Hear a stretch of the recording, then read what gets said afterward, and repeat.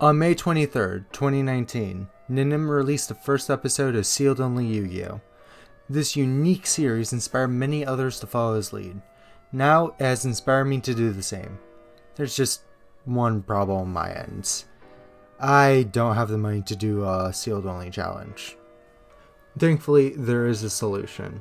There are many resources online that allow you to open packs in Duel, such as Yugioh Pro Deck for pack opening and Yugioh Pro for dueling.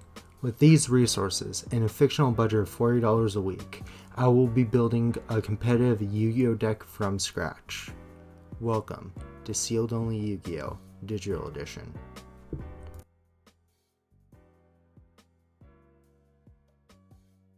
Hey guys, welcome back to this week's episode of my Sealed Only Yu-Gi-Oh! Challenge. Last week, we really opened broken. I was not expecting to open 2 Perpetua and everything else that we opened, but I'm really glad we did. So this week, we are opening a lot of packs. We're opening 2 packs of Savage Strike because Time Thief Flyback and one more copy of Bezel Ship continue to spite me. For whatever reason. We're opening 3 packs of Battles of Legend Relentless Revenge. In this pack it has Solemn Strike, Solemn Judgment, Monster Reborn, and more importantly, Tornado Dragon and number 41 Baguska. These cards will definitely help with our strategy and utility for our deck. And lastly, we are opening 5 packs of Phantom Rage. We're specifically looking for Raider's Wing, Strangulanius, Xyz Import, Raider's Knight, and Arc Rebellion Xyz Dragon to help with our strategies as well. Now then, let's jump into pack opening.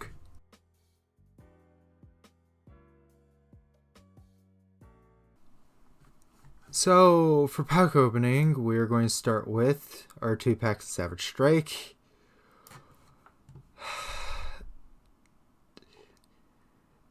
Bezel Ship and Flyback are really spiting me right now. I could just feel it. Alright. Hero, Extraceratops, Sword Saga, Sea, Sunburner, Regulator, and Legendary Sea. How hard is it to pull 2 commons, please? Then we have Cyber Synchron, Trickstar, Korobane. Alright, second pack of Savage Strike for the week. We have Sword Saga, Harrow, Orcus Nightmare, Subterra Succession, another Time Thief pack. Alright, maybe we could throw it into the deck, though we do really only need one. Update Jammer and Unisong Tuning. As I said, Time Thief Flyback and Time Thief Bezel Ship continue to spite me. They are only commons. How hard could they be to pull? Jeez. Okay. Let's move on to the next packs. Hey, next up we have 3 packs of Battles of Legend Relentless Revenge. So we have World Legacy Discovery, Cyber Larva, Litmus Doom Ritual, Neospatian Grand Mole, and Golden Castle of Stromberg. Okay, for our second pack we have Megaton the Time Lord, TG Wonder Magician, Neospatian Air Hummingbird, Pumpkin Carriage, and number 90, Galaxy Eyes Photon Lord. Huh. We can actually play this. We can actually play that. Huh. Alright, I will take it. So for a third pack, we have Tema the Sky Star, Cyber Dragon, Conquering Star, Unizombie, and Brilliant Fusion. Unfortunately, we didn't get anything that we wanted from this, but I'll take the number 90.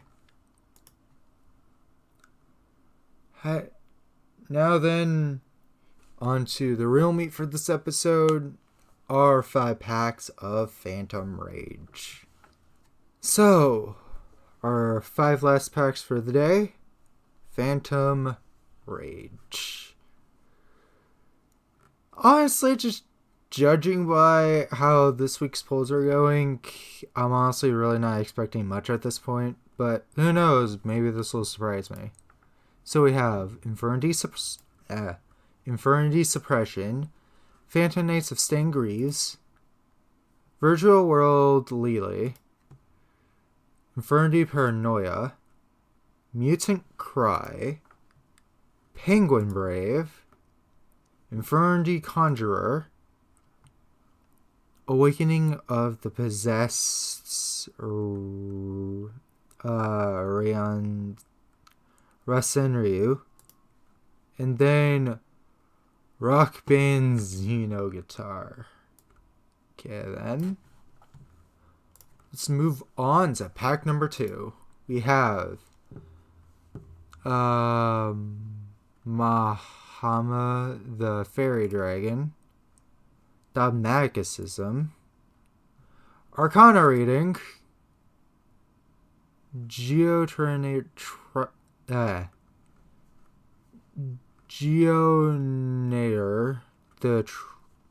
why am I saying the Geoneator Traverser? There. Yes! Exceeds import. Okay, that's our first copy of it. I'm hoping for more. UA Man of the Match, Infernity Wildcat, Heizen Hanabi, and then Raiders Night. Yes.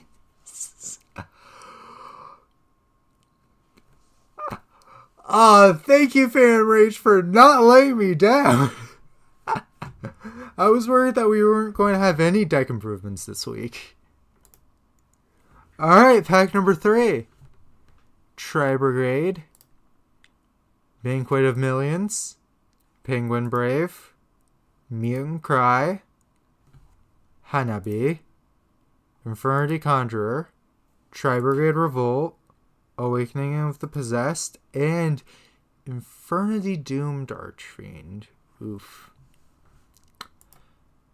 Alright, time for our next pack. We have Virtual Gate, Hanabi, GG, 1 or 8, Mutant Cry again, Jack in the Hand, Dual Avatar Defeating Evil, Gluttonous Reprolic, I'm not even going to try to pronounce the last part, and then Dual Avatar Feet. I guess it's time for our last pack, I believe. We have Awakening of the Possessed, UA Man of the Match, Infernity Wildcat, Arcana Reading, Lily, Tri-Brigade Nerval, Dual Avatar Compact, UA Player Manager, and Prank Kids Meow Meow.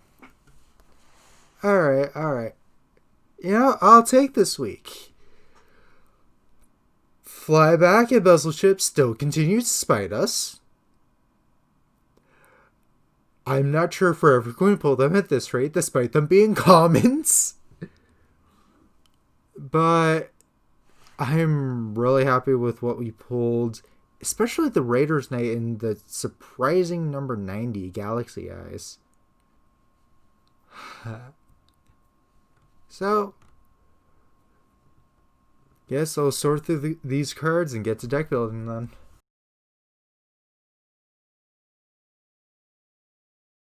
So, apparently this week, no real changes to the deck. We still have our 3 Winder, 1 Bezel Ship, because it continues to spite me.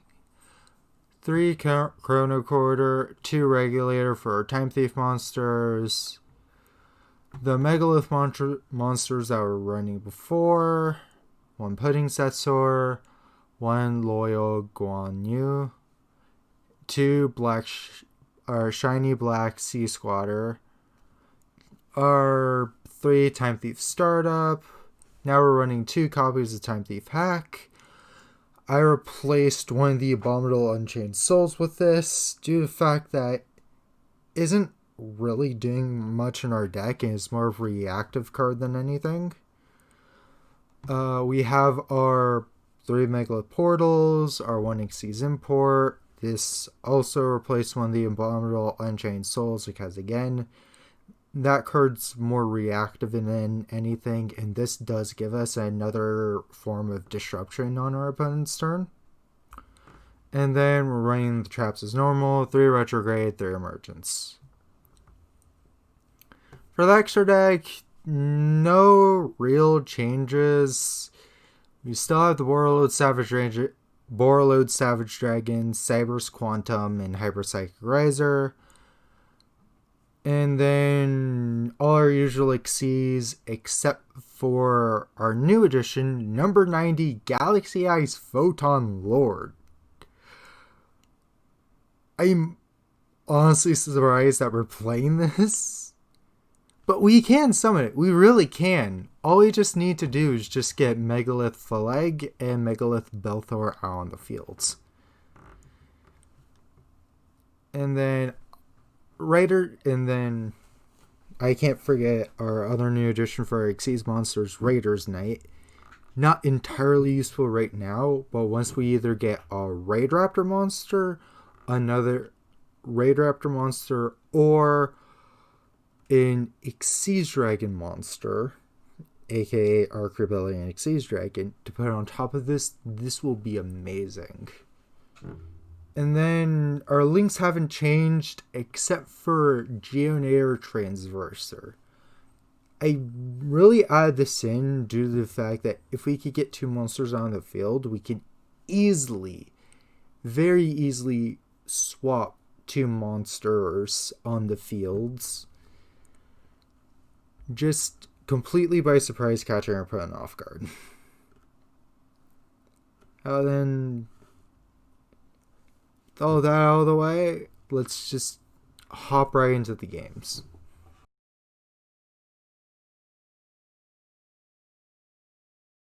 So, for our first game this week, we're playing against Resonator.